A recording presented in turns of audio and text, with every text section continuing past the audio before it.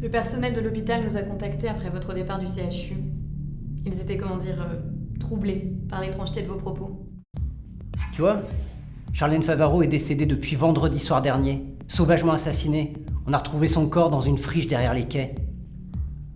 Alors maintenant, tu vas m'expliquer comment t'as pu passer la soirée d'hier avec une fille qui est morte depuis une semaine. Amine, le personnel du time-out est formel. T'as bien passé la soirée là-bas, mais t'étais tout seul. Je vous assure qu'elle était là. Non! Personne ne t'accompagnait et encore moins Charlène Favaro! Tu sais qu'il y aurait eu les palais de tuer le Big Boss? Qu'est-ce que tu veux que j'en sache? Écoute, raison de plus pour ça, je vais tranquille, ok? De toute façon, tout le monde est à cran depuis alors. Écoute, ceux avec qui on va traiter étaient très proches de Don Fortunato. Alors t'as pas intérêt d'ouvrir devant eux. Capito? Qu'est-ce que tu veux que je te dise? Je sais même pas ce qu'il y a sur cette photo. Te fous pas de ma gueule. On le voit avec Don Fortunato le jour de sa mort.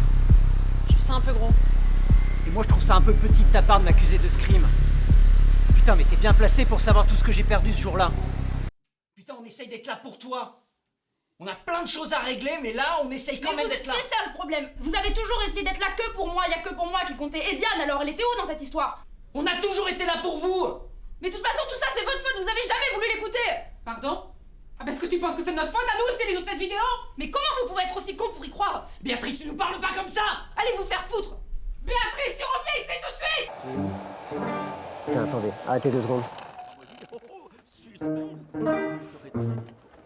C'est pas vrai? Qu'est-ce que tu fous là, Georgie?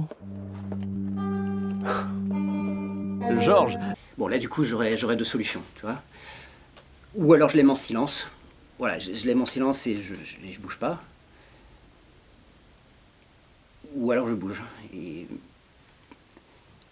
là si je bouge, bah, ça veut dire que je suis un salaud. Bah si. Ouais. Ok, admettons que je suis un salaud. Ça fait quoi d'être un salaud?